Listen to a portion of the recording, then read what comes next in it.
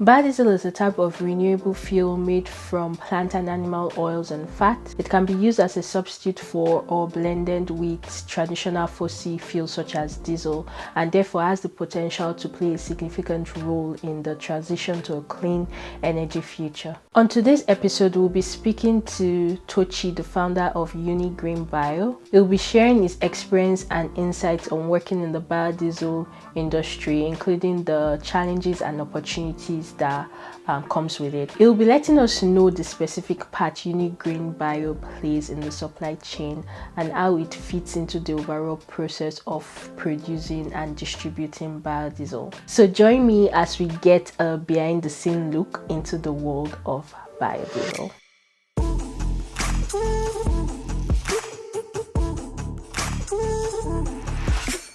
Welcome to the Sustainability Nugget podcast. I am Rarasu Maraibi. And I'm Tosin Folorunsho. On this podcast, we learn about sustainability by discussing various related topics while focusing on three pillars: the economy, the society, and the environment. Hello guys, welcome back to another episode of the Waste series on the Sustainability Nuggets podcast. On this series, we've been discussing different business opportunities in the global waste management space. And today, we're going to be talking to Tochi from UniGreen Bio, and we're going to be discussing biodiesel production from waste cooking oil. Hi, Tochi. Hi, Jennifer. How are you doing today? I'm doing great. I hope you're doing well. Yeah, I'm doing very good. All right, I'm very happy that you're on the podcast today. So let's just start off with an introduction. Can you tell the audience about yourself and about your company, UniGreen Bio? My full name is Tochi, chemical engineering graduate from Covenant University.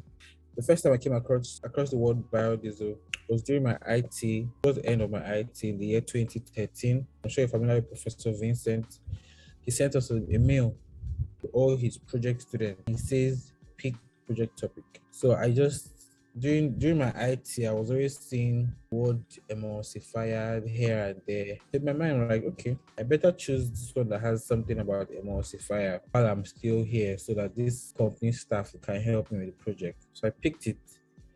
And it didn't take long. I got a response that topic had already been picked. He told me to go ahead and choose. This was the project topic: 2-stage biodiesel production from used cooking oil. Yes, that was the topic. So I chose this. I didn't know anything about biodiesel was. I had resumed final year. Then second semester started. The project started. And I started learning things. He was teaching me. I mean, he wasn't teaching me too many things, but he was pointing me to the right directions to get information. During the course of the project lab analysis and all that, I mean, I produced biodiesel, but from what I know now, what I knew then, the difference is clear. Like I wasn't producing, of course I wasn't producing good biodiesel at the time because I was not respecting all the stages. So that passed, the project passed, graduation happened, everything. This was the year 2014, 2015.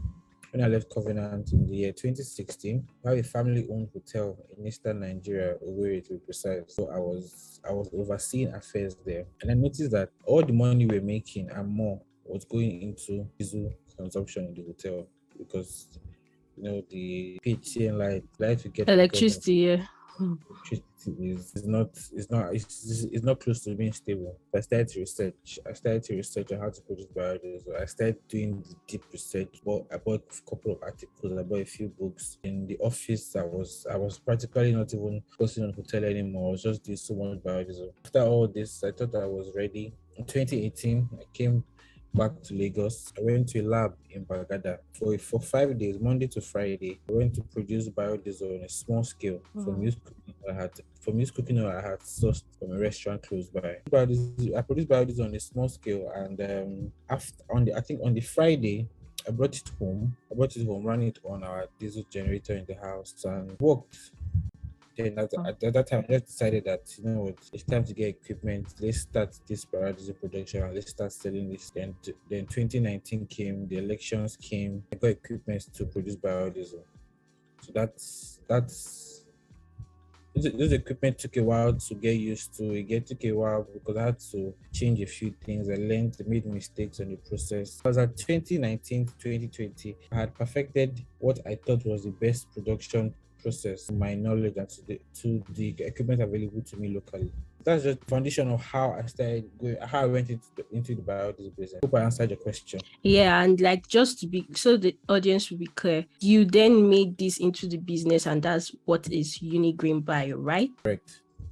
Okay, so UniGreen Bio, exactly what were they doing or what are they doing? Okay, Were they yeah. so UniGreen Bio, when I first started, it was Greenox Biodiesel. Greenox Biodiesel was converting used cooking oil to biodiesel.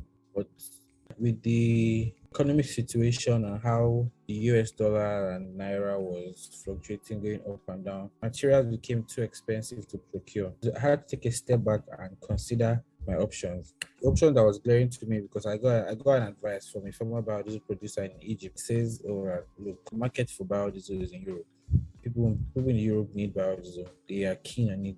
They have policies enable constant and sustainable production of biodiesel. So these guys in Europe, they need your oil. They're more equipped than you to produce biodiesel." So he told me that he stopped producing biodiesel and he went into used cooking oil collection and exportation. So as I was having those issues, it came to mind that, look, okay, this is something that is doable. So I spoke to some other friend of mine that also went to Covenant as well. He's also doing exportation of PET bottles, plastic bottles, and all that branded. I spoke to him and he says, "Oh, like, he's keen to partner because he has experience with the exportation process and things like that." So he now transformed from Greenox Biodiesel into UniGreen Bio.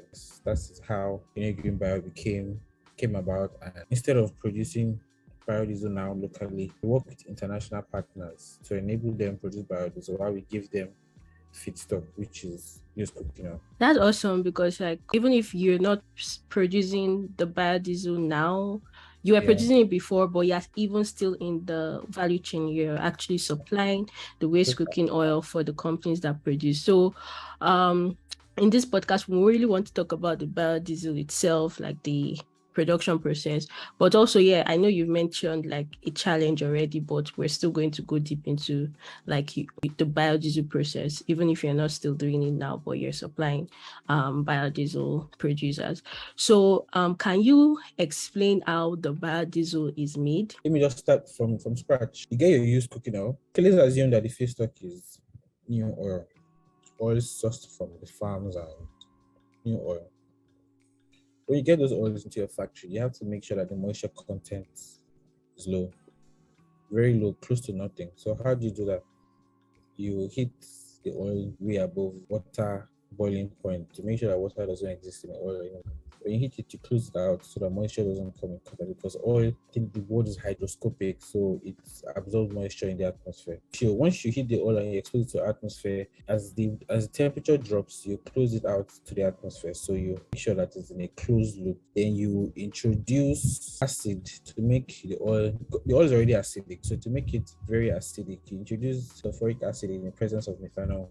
Like there are specific measurements. For example, the specific measurement for 1 liter, the same thing you have to do your mathematics for 1 liter. If you're doing 100 liters or 1,000 liters, you just have to do your maths to make sure that the proportions are right. After you introduce acid in the presence of methanol, there's a bit of mixture and rest time. Then you introduce a base, which is potassium hydroxide in the presence of methanol again. You want to use methanol as a solvent because if you use water, it converts it directly into soap.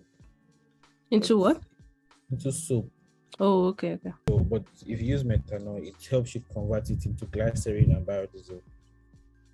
So once you're done with introducing the base of potassium hydroxide in presence of methanol, all in calculated proportions, I think you mix it. Yes, you mix it for 2 hours. After mixing it for 2 hours, so you mix it for 2 hours and you allow it to settle. When it settles, takes about 12 to 24 hours to settle. And by settling, I mean the glycerin stays below, the biodiesel stays on top. So once you're done settling that, the preferred equipment for doing that is a funnel, a big funnel that can contain the amount of liter you're trying to produce. Uh-huh. Then the bottom of the funnel, an equipment that has the valve at the bottom of the funnel. So at the bottom of the funnel, you just take away the glycerin. You have your biodiesel left. You wash it water preferably. At the beginning, you had to take the moisture level. You cannot cancel moisture 100%. That take away moisture level to be very low. When you're washing biodiesel with hot water, it takes away all the traces of excess methanol. It takes away all the trace of soap in your biodiesel. Then you wash it. You keep washing it until the wash water that goes through the biodiesel becomes clear. Because on your first wash, water is whitish. It's not clear. So you keep washing until it becomes clear. Once it becomes clear, obviously your biodiesel now have high moisture content inside it. So what do you do again? Take it to special equipment to heat it up again above moisture, The boiling point. point of water, above the boiling point of water. So after doing that, above the boiling point of water, obviously your biodiesel is ready, but it's very, very hot. Close it down again so that it doesn't attract. The biodiesel also hygroscopic; it attracts moisture. It has so much moisture. Once you're done heating it, you close it and you allow it to. You close it in a vessel that is not insulated. Yeah, so you close it and you allow it to reduce temperature. Once you're done with that, then you have your biodiesel ready. Awesome. So like you already know, or I don't know if you know, for my undergrad dissertation, I also did biodiesel. Yes. I produced biodiesel from palm oil and palm kernel oil. I can't remember using sulfuric acid, but maybe I have to look at the paper again. I think I just used KOH and methanol or something. If you do that, you're not going to produce ASTM standard biodiesel. Oh, okay. Without the sulfuric acid. Without the two-stage, using the acid and then using the base. Oh, okay. That's correct. Yeah, I guess. So yeah, I did that. And if you guys want to see the paper, it will be linked. It was published. But I know a challenge at that point for like scaling up was really the food versus fuel. That was a major challenge, like limiting biodiesel at that point, like using food oil, like palm oil uses for food, for example, or fuel, and even like the food for land versus fuel for land prices. So how are you overcoming that challenge in your own process? Okay, for example, I mean, it's a good thing that biodiesel can be produced from any type of cooking oil that's specified. Use new cooking oil or use cooking oil. At the end of the day, the demand for biodiesel is really high, it's almost unsatisfiable. You're going to compete with the food producers, compete with the food industry using new cooking oil. You're going to raise the price of new cooking oil. Yes, so if you try to partner with the hospitality industry, these people that use high volumes of cooking oil, I say, you know what, this cooking oil you use, it is is in high demand. What we're going to do, we're going to wait for you to use it. And when you want to discard it, come and give you value for it. Value, by value I mean monetary term. And you get their used cooking oil. One, it stops them from throwing it into the drains. It stops them from reusing and reusing it because this oil gets very rancid. So it's using waste cooking oil as like a win-win situation because you're stopping wastage, you're reducing the amount of carbon emissions in the atmosphere. So all roads point to the fact that waste cooking oil is what should be used instead of new cooking oil, just so that you compete with food prices and all that, and hunger and things like that. I like that you said you had to give them like value, like monetary value, in order for them not to overuse it. Because that was like I think I even asked you the last time I saw you. I'm like, the way Nigerians we use the oil, are you sure you can produce biodiesel from it afterwards? So is there like an agreement that after you use it for for a number of time, then we collect it? Is that agreement or they just give you at any time? They give you at any time, because when you know the kind of people you're going to meet, you're not going to meet people on the roadside and say, come, give me your oil. You're going to meet people that care about food quality. For example, if you go to a very big hotel and you know that this place is expensive, they're not going to serve their customers useless food. They're going to serve their customers food that they've fried with overused oil. So you know that obviously this place they have high food quality. Or you approach them and start to have the questions about used cooking oil, because you know that most definitely they're going to have used cooking oil. Yeah. So Yeah. So like, yeah, so that's actually how you determine like the quality, to make sure you're sourcing it from proper kitchens that like make sure, what do you say? Mostly industrial kitchens, Yeah, hotel, restaurant. hotels and restaurants that really like take care of their food quality and all. But like, since it's waste cooking oil, Yes. it's still, let's say, polluted in it. I don't know if that's the right word. I don't expect you using like a fresh cooking oil, like how you just put it into your process and start creating your biodiesel. I don't expect that for a waste cooking oil, because it has particles, stuff like that. So what is the pre-treatment step when using waste cooking oil to produce biodiesel? So I'll answer this question speaking for our own process. Our own process was when we get all into the factory. By the time we point into our equipment, the equipment is already equipped with sieves, and so we just pour oil through this sieve, and this sieve takes away all the rubbish, all the excess food particles and excess fries and meat inside the oil, and doesn't allow it to go into the biodiesel production process. That's one pre-treatment. Second pre-treatment is obviously what I discussed before, taking away the moisture content, which is already part of production. Because if you do not take away the moisture content, what you're going to produce is going to, it might not be biodiesel. It might be traces of biodiesel inside it, but there's going to be a lot of traces of soap inside it. Okay, so that makes sense. Where do you source, like, we've talked about restaurants and industry, but like you're in Nigeria now. Like, Yes, do you source from just one state, one city? How do you source? Do you have like intermediate, like, do you empower people to source for you? Because this podcast is really about business opportunities. So we're trying to see like how people can actually still make money from the entire. Yes. The first question was what again? Sorry. Do you have like states where you get your stuff from, or you're just in one city? Okay. And We started in Lagos, so we have to conquer where you are first before you go outside. okay. I mean, we're open to getting oil from places within Nigeria down to Lagos. It depends on the quantity. If the quantity is big enough for us to make arrangements to export it from the source location, yes, that's what we'll do. But the quantity is not so much. We just bring it down to our storage and increase what we have to make our export faster.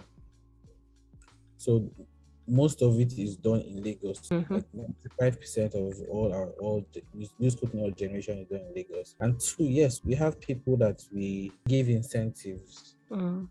Yeah, some people come. The usual thing we do is we hire a driver to go around and pick a lot of these cooking oil from places that we already have relationship with. Another thing we also do is we speak to some people. Look, guy, how far can you get me oil every week? How much can you get me? What's the price? We negotiate and we give them, okay, when you're done, just come and drop it here. So yeah, we have soldiers. We are looking to grow like in the amount of soldiers we have. If we have 100 soldiers, everybody gets value. What we're looking for is just cooking, and what you're looking for is money. So a win-win situation for everybody. That's awesome, because I know that's what like the PT people do a lot in Nigeria. Like, they have different people sourcing. Yeah, so that's really, really great.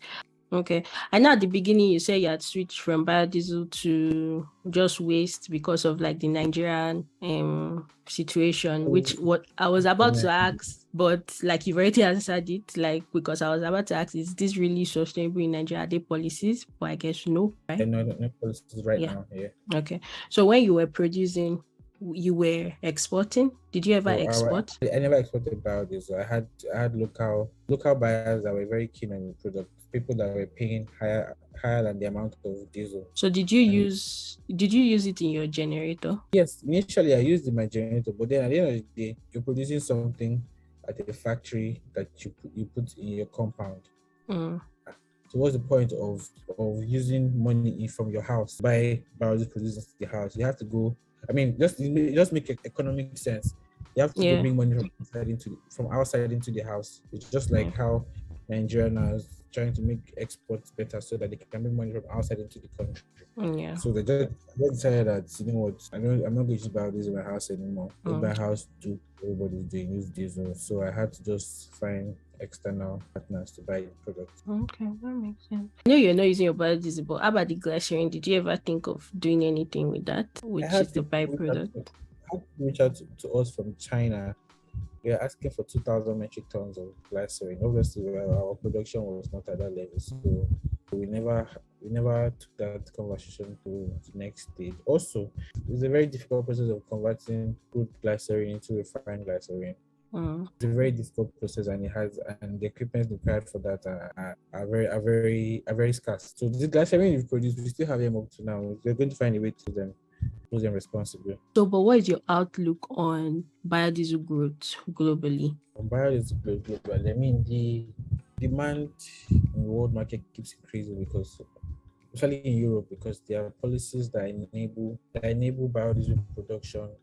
Like there are policies that enable biodiesel production for people that are in the industry. So the demand is always and always increasing. Even in the American market, the places like Brazil that are trying to reduce their carbon footprints. The governments in developed countries keep making all these policies to make sure that not just biodiesel, biofuels in itself. In general, yeah. The biokerosene, biodiesel. A lot of airlines are also trying to make sure that their carbon footprints are close to minimal and all those things. So when people keep making all these policies in government, in big companies, you can see that the demand will definitely always increase. It is a very sustainable business. Yeah, thank you. So I was reading an article and I saw that it's projected the biodiesel itself, because we have the whole, like you said, the jet fuels and all that's produced from another process entirely. But biodiesel itself is projected to increase about 10%, like its global market cap between 2020 to 2030. So I think that's actually a huge increase. I would definitely be surprised by that. I'm sure that is even minimal, because that kind of increment can happen in a year. Yeah. Anyways, thank you very much for coming on the podcast. Guys, I'll leave all of his details in the description. And remember, like the paper I talked about, I will leave it linked in case you want to know more about biodiesel. I hope you enjoyed this episode. Continue to live consciously, and I'll see you in my next episode. Bye. Thank you, Jennifer. Yeah, thank you.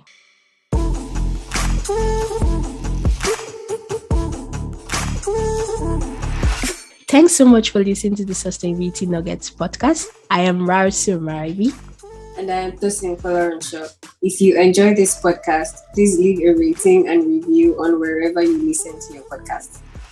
You can also show your support by signing up for a small donation to help sustain future episodes. You can find all relevant links in the description. See you in our next episode.